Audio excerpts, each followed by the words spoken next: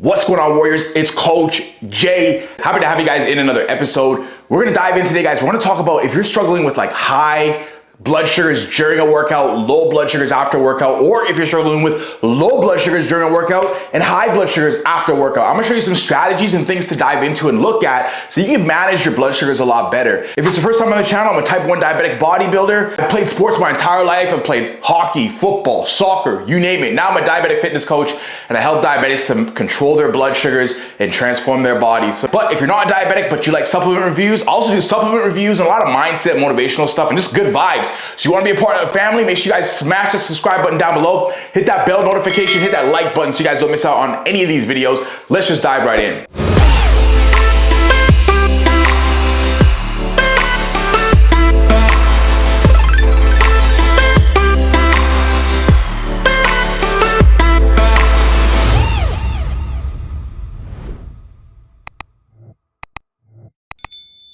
I want to give you guys two scenarios and I'm going to show you guys different ways that you guys can handle those scenarios. First one I'm going to talk about is if your blood sugars are going high during a workout and going low after a workout. Here are some things that we can do to help to improve that. What you want to focus on, a lot of times you have to make sure this isn't something that you're doing mentally. For example, maybe you're somebody that likes to go into a workout higher than usual to help to avoid your blood sugar from coming down. That's great in theory, but the problem is you might end up blowing it out of proportion. If things aren't in line properly, then you can end up going way too high during a workout because you didn't fine tune it the right way. And then you end up having issues and you're chasing the blood sugar the rest of the day. So I always say to go in with more of a normal blood sugar for the most part. Now, if you're somebody that's going in at like a 140, that's still okay. But if you try to go in around like let's say a 160, 180, this is where focusing on getting more of a normal blood sugar and sampling with juice is something that can help you out even more. Now, when I say sampling with juice, I mean finding a sweet spot that works best for you, pun intended. Let's say, for example, you're heading into a workout and your blood sugar is a 5.5 or a 6, and you know you're gonna go low if you don't do anything about it because typically you like to have it higher.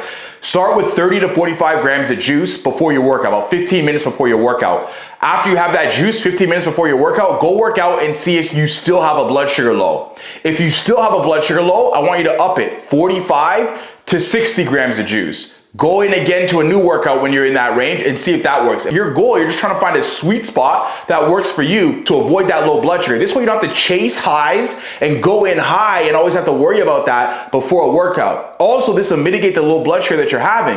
Again, remember, the low blood sugar is happening because your body prefers to use glucose as its most readily available fuel source while you're training. This is part of what's called the anaerobic system. After that has been exhausted, then your body is going to dive more into that low. But if you have that on board, the body can use that as energy and you can avoid that low blood sugar situation. The second thing that I'm going to say is if you're somebody that naturally eats low carb, that can be contributing to your low blood sugars as well. Your muscle cells and your liver are going to store glucose. Now, as your muscle cells store glucose and glycogen over time, what this can do is while you're training, the glycogen, which is just stored glucose that's in your muscles and around your liver, can release during the workout because of adrenaline, cortisol spikes. Glucagon can help to release that during the workout so that now you're training and the body can use that glucose in the system. But somebody that is low carbohydrate might not have as much of that stored glycogen when they train, and that can cause the massive dip in blood sugar while you're working out. Post-workout, let's say your blood sugar is going high.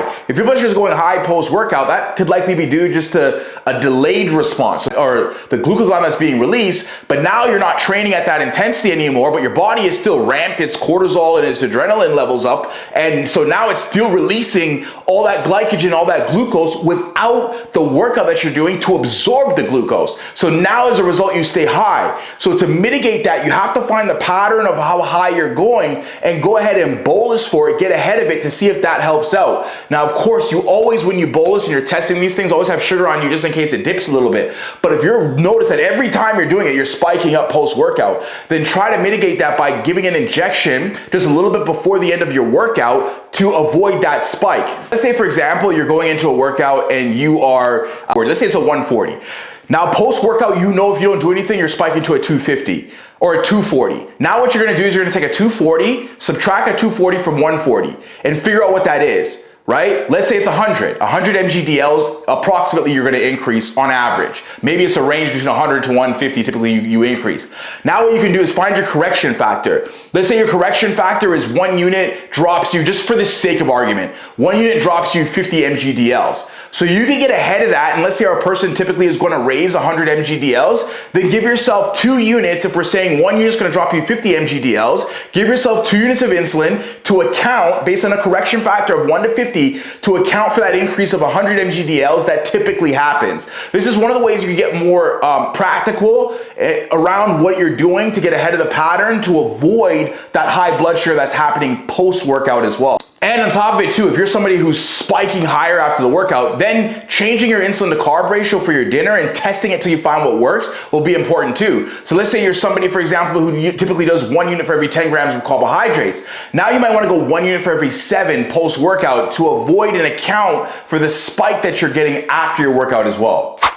Now let's say you're somebody who's going through a workout and your blood sugar typically goes high during a workout and low afterwards. What you want to do in this situation is you want to go ahead and get ahead of that high. Similar to our person that's going to get ahead of the high post-workout, find out how much you typically spike during your workout, subtract that number, give yourself your correction factor to get ahead of the game in order as a starting point to help to avoid that high during the workout. Maybe on average, you typically need to give yourself 2 to 3 units during a workout to help to account for that spike in blood sugar. And that's one way, is getting ahead of that high before it happens, because you know it's going to happen. And now once you find this ratio that works and makes sense for you from that perspective, after your workout, if you're still noticing that you're dropping into a low blood sugar, now what you want to do is you want to try doing a few things. Now, the first thing that you can do is just change your insulin to carb ratio. So if you're changing your insulin to carb ratio, maybe now post-workout, you need an insulin to carb ratio instead of 1 to a 10, you need to go 1 to a 12. So you get your food in, you go 1 to a 12 and see if that works. You're still going low, try 1 to a 14 or 15.